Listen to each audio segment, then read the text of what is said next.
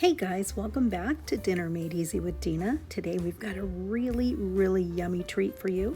We're going to be making homemade roast beef hash, and this is so delicious and so easy. You guys aren't even going to believe how easy it is and how tasty. We're going to start out by preheating our oven to 350 degrees. Now we're going to get the leftover pot roast out of the refrigerator, and who never has leftover pot roast? We all do, right?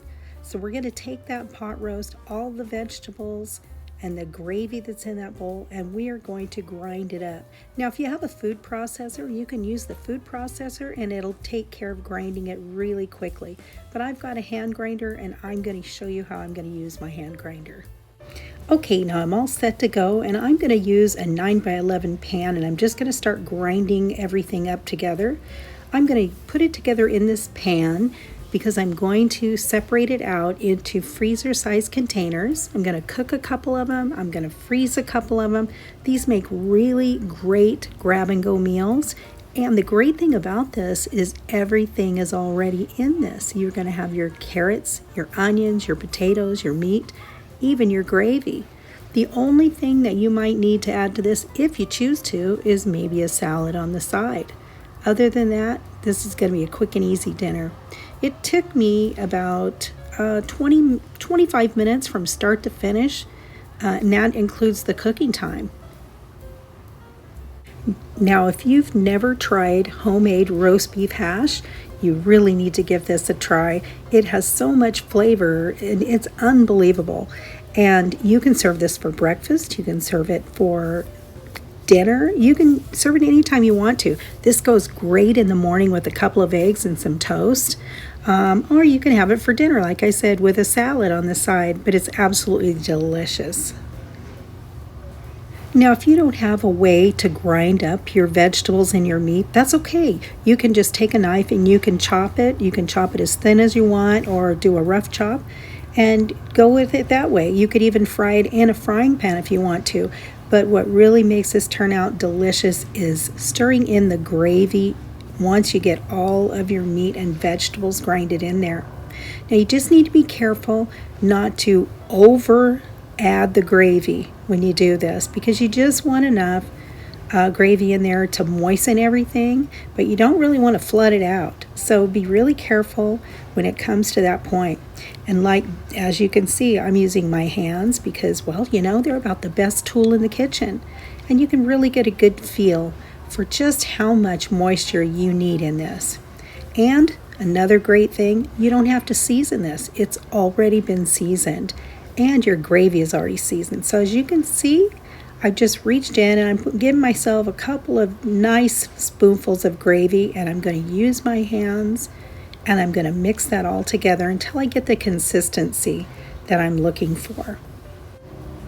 Here we go. We're going to start mixing that in, and like I said, you're going to see and you're going to feel the consistency, and you're going to just know about what's right for you. But make sure that you really can use your hands and stir it in there really well. I'm telling you, if you have never eaten this dish, it is wonderful. It's got so much flavor, and people are going to be asking you for the recipe. See, here's the consistency we have. It's just enough where it's wet and it's sticking together. So now I'm going to put this into my dishes, and I have sprayed the dishes with a cooking spray so it doesn't stick. So I'm putting in a couple of dishes into the oven in my serving size dishes for dinner. That's what we're going to have for dinner tonight. See? Oh, that looks so good. And then the rest I'm going to divide up into these pans for going into the freezer. It's always nice to have something in the freezer to back you up if you just don't feel like cooking. And this is just amazing. And I'm telling you, once your family tries this, they're going to drive you crazy for it because it's that good. It has so much flavor. Okay, so after we fill this second pan, I think we're going to have enough for one more dish to go in the oven because, you know what? people in the family are going to be in that refrigerator looking for leftovers. So we're going to go ahead and we're going to make sure there's a little bit left over so that, they have something to snack on later on. But this is absolutely delicious. And these ones that I'm putting in the freezer can go into the oven frozen at 350. It's going to probably take about 45 minutes to reheat these. And I do keep them covered until about the last 15 minutes when they're coming from the freezer. There we go. There's our last little bit going into this dish. And then these, since they're not frozen and they're still fresh, they're going to go in the oven uncovered. There we go. Not bad, huh? Okay, so into the oven with them on 350. And these took about 20 minutes is all to heat these up. There we go. Okay, let's take a look and see how they came out. There they are. And then we usually put just a little dollop of butter on the top. You could also, if you like sour cream, you could add sour cream. Do whatever you want to dress it up, but it's ready for you as soon as you want to dig into it. Oh man, it smells so good. I'm telling you guys, this is absolutely a delicious meal. There it is, our roast beef hash, and it's very moist. Okay, this roast beef hash is finished. It's completely cooked and out, and I just wanted to show you the result, and it smells incredible. So this is a really great go-to after you've had your pot roast. Doesn't matter what kind of pot roast. Southern style, American pot roast, Mississippi pot roast. This recipe is good for all of it. Let's give this a taste. See how it came out. Oh, looks delicious.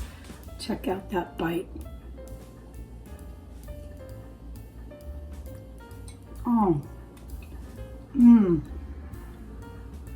This is better than the pot roast. When we were kids and my mom would make pot roast, we'd be really careful not to eat too much pot roast because we liked the roast beef hash better than the pot roast. I'm telling you guys, it hasn't changed. It's incredible. It's super easy to do. It's a great thing to do with your leftovers. So instead of wasting your pot roast leftovers, grind them up, turn them into the next meal. You'll be really surprised at how delicious it really is. Thanks again for watching, guys. Have a great rest of your day. We'll see you next time.